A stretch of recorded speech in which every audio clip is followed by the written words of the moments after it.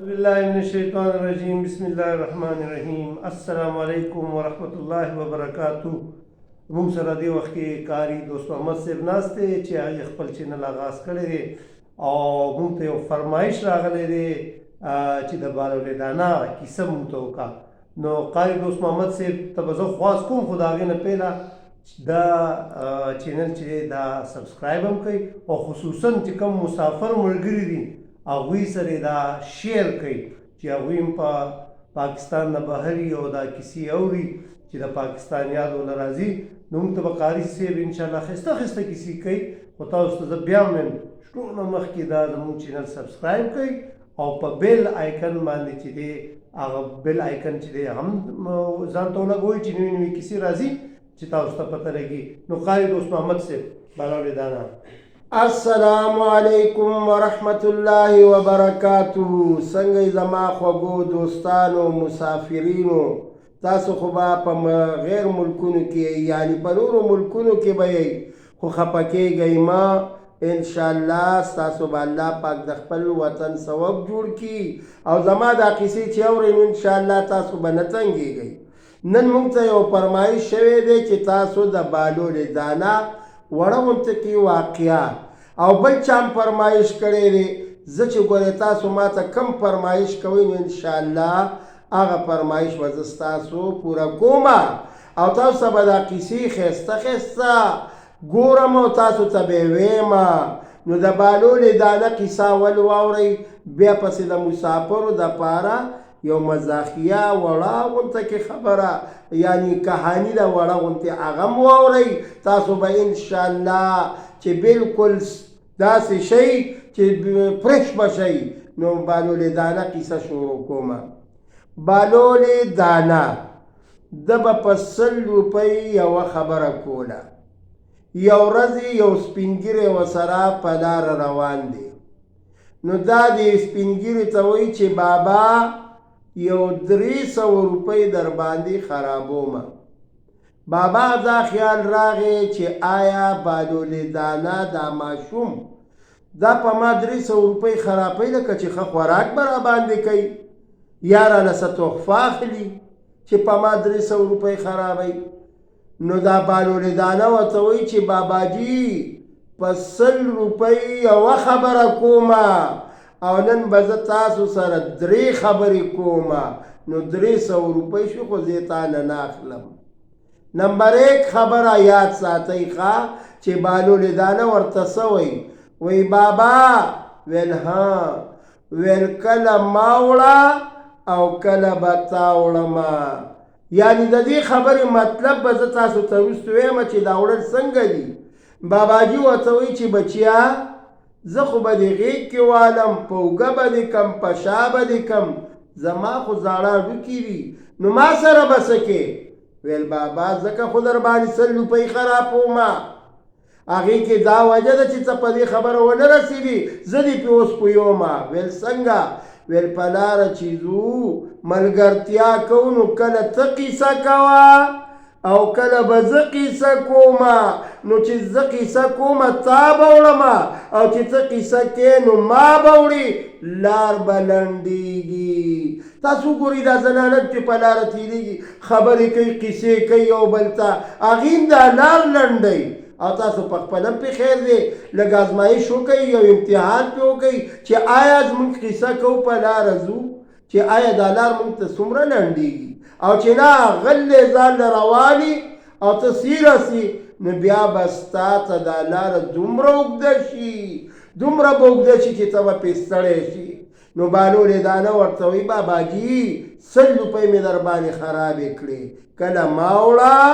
کله به تا وړم. نمبر 2 باباجي چې کلم په لاره ځې که نه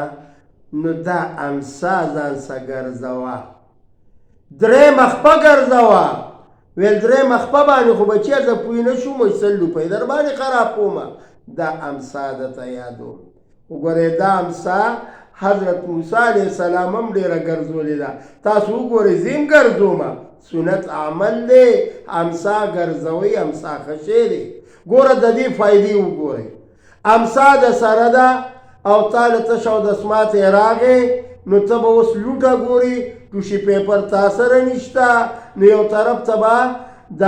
امسا به راواخلي او داسې به په یو ګټ وي نو لوټه به تا ته پیدا شي میلاو به شي نو ستا خپل حاجت به پې پوره شي نو بهلول دانه ورته وایي چې زه درته امسا یادومه درېیمه خپه ویل باباجي ویل ها ویل زه خو را لړ شو خو درېیمه خبره م واوره خپل کور ته چې ځي نو اخ ټوخ کوه مرۍ تازه کوه او دا حضرت عمر فاروق رضی الله تعالی عنہ قول دی چې تاسو خپل کور ته ننوځئ نو تاسو مرۍ تازه کوئ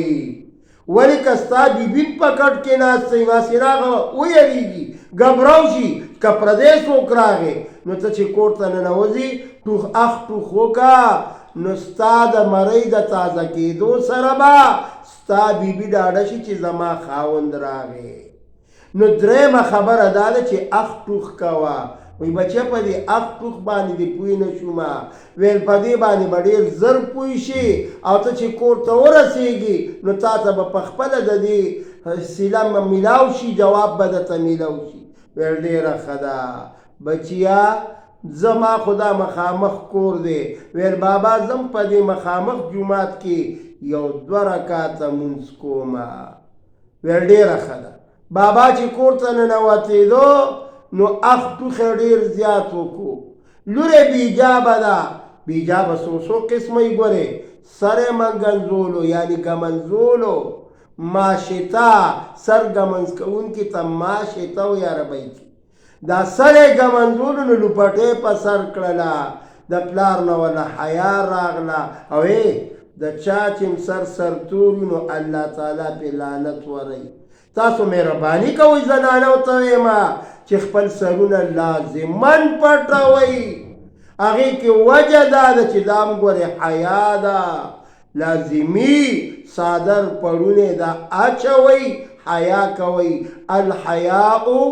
نصف الایمان حیا نصف ایمان دی الله دې موږ او تاسو کې حیا پیدا کړي کیسه مخکې به وځمه بابا چې کله کور ته ځي اخ ټوخ کوي نو خپله لورې پاڅېدل او ځان یې سم کو بابا نن خو تاسو ناشنا غونته کې عمل وکړو او بچی یې ورکوټی هلک او هغه را سره په لاره ملګری شو نو ما ته وایي چې کله ما وړه او کله به تا وړم وایي اوهو بابا دا خو یې درته خبرې یادولې چې کله ته قیسه کوه خبرې کوه کله به زه کومه لار به لنډېږي وایي بیا یې درته څه ویل وایي بیا یې راته ویل چې درېیمه خپه ګرځوه ویل بابا دا خو یې درته امسا یاده کړې ده بیا یې درته څه